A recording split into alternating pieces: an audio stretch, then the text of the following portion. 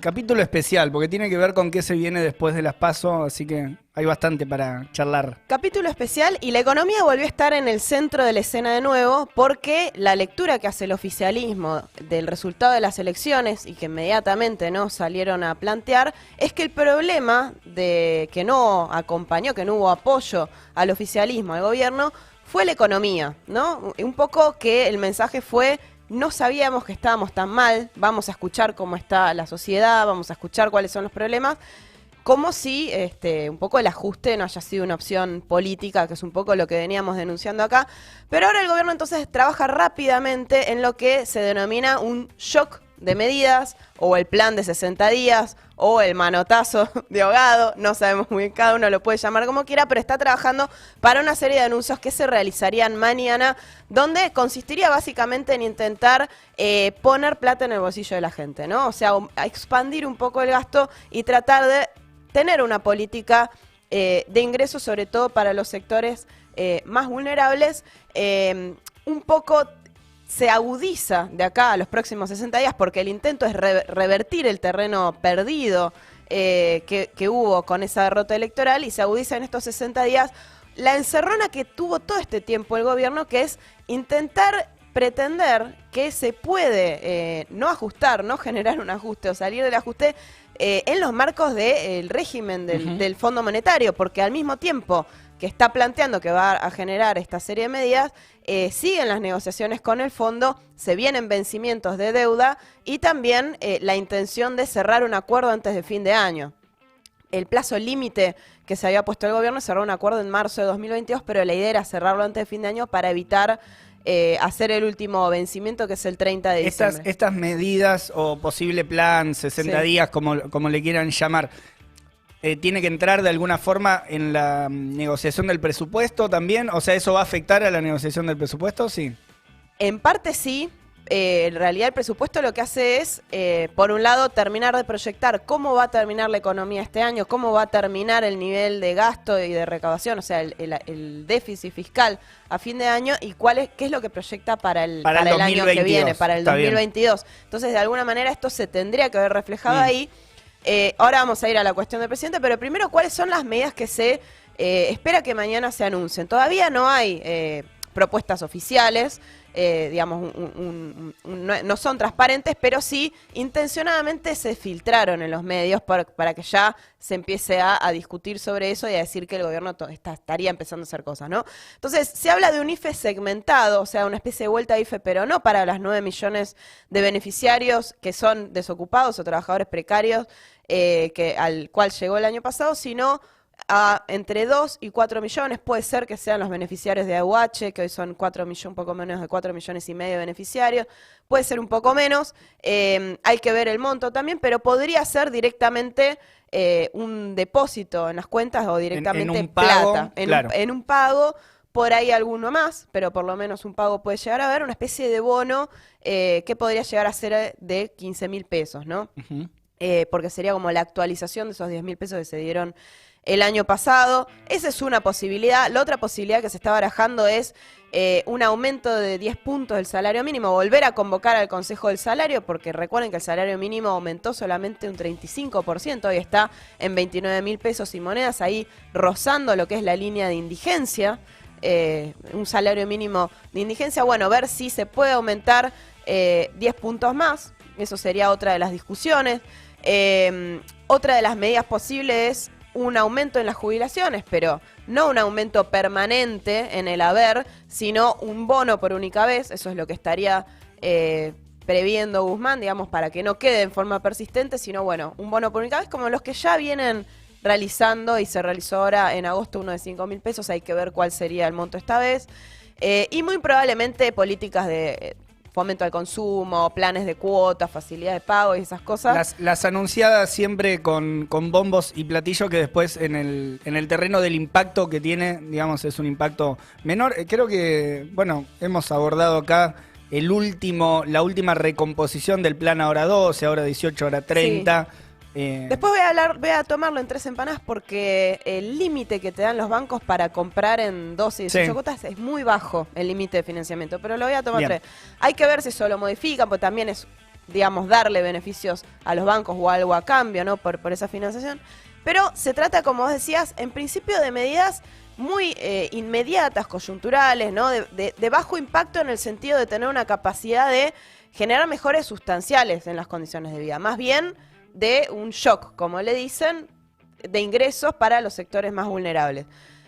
Ahora, el problema, yo creo que la discusión central es cuál margen hay para hacer eso dentro de los límites que se autoimpone el gobierno y que plantean la situación también, ¿no? O sea, lo que se llama la frazada corta o la caja chica, o cuáles son los límites para aumentar el gasto, no de manera permanente, sino lo que estábamos diciendo, de acá a 2 meses. Entonces, hay varios desequilibrios que viene atravesando la economía de forma latente. Lo que pasa es que tanto no se ven porque como el dólar está planchado por las intervenciones que tiene el Banco Central, viste que cuando el dólar no se mueve, todo el mundo más o menos camina tranquilo. Parece que está todo tranquilo y que todo marcha más o menos bien. Claro, bajó un poco la inflación, hoy se desaceleró un poquito, digamos, pero sigue todavía en niveles que son que siguen perjudicando la capacidad adquisitiva. Entonces, uno de los límites tiene que ver con cómo se va a financiar ese aumento. Primero, ¿cuál va a ser el aumento del gasto? Se estima que puede ser entre 0,15 y 0,2 puntos del PBI, que es más o menos lo que hizo Macri cuando perdió en las PASO del 2019. Pero después, ¿cómo se va a financiar? Porque el gobierno en este momento no puede acudir al crédito externo, todavía tiene cerrado el grifo externo, se viene financiando con deuda interna y con emisión monetaria.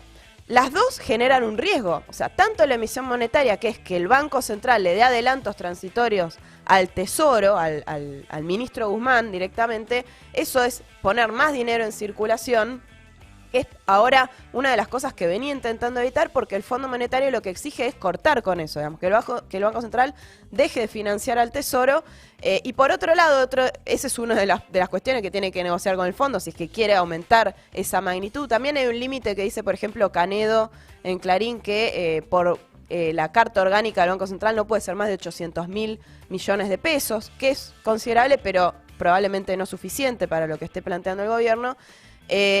Por otro lado, una mayor emisión monetaria se podría ir al dólar, que es justamente lo que estábamos diciendo.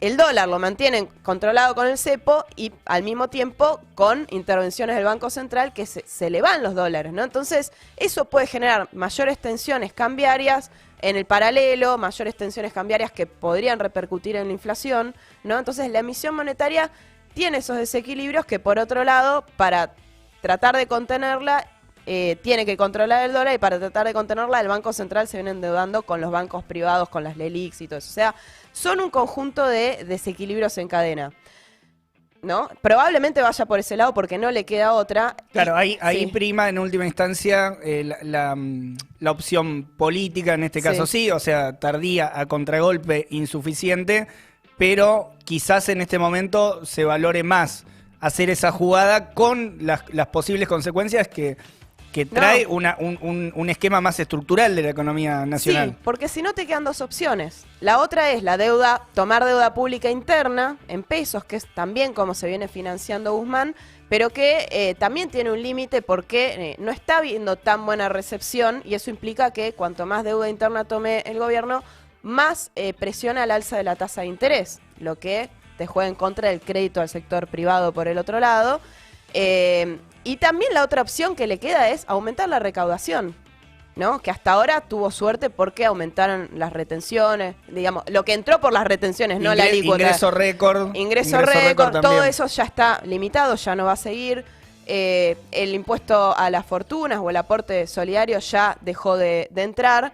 Y entonces, digamos, aumentar la recaudación es afectar a los grupos económicos, a los bancos, a los exportadores, que es lo que viene evitando hacer y que iría a contramano, ¿no?, de un poco enfrentarse también al resultado electoral que, digamos, que gran parte de esa base que exige, esa base empresarial que exige recortes de impuestos y demás, es un poco lo que el gobierno les viene prometiendo, que no...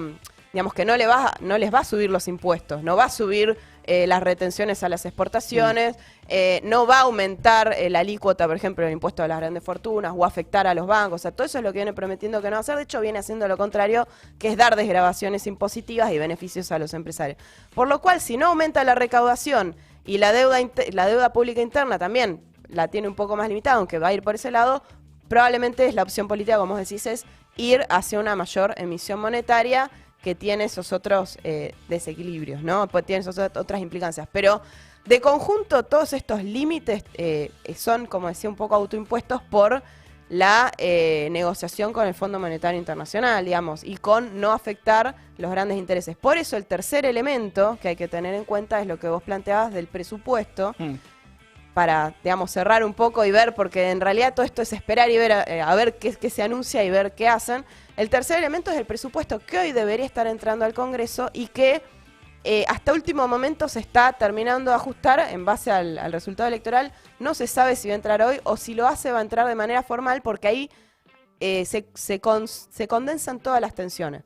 Si vos en el presupuesto mostrás que vas a ir a un ajuste acelerado, estás diciendo todo lo contrario a lo que querés anunciar como campaña. Y si vos en el presupuesto mostrás un ajuste lento, estás dándole un gesto contrario a la negociación con el fondo y al gran empresariado, digamos, ¿no?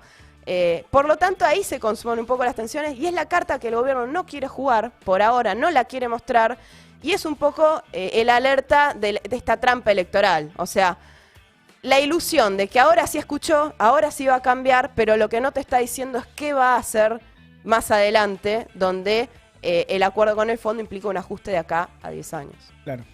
Así que bueno, esos son un poco los indicadores, las variables que hay que seguir, ¿no? Un poco de acá a las próximas semanas, tanto en el presupuesto como en estas medidas que anunciaría y cuál va a ser el alcance que tienen.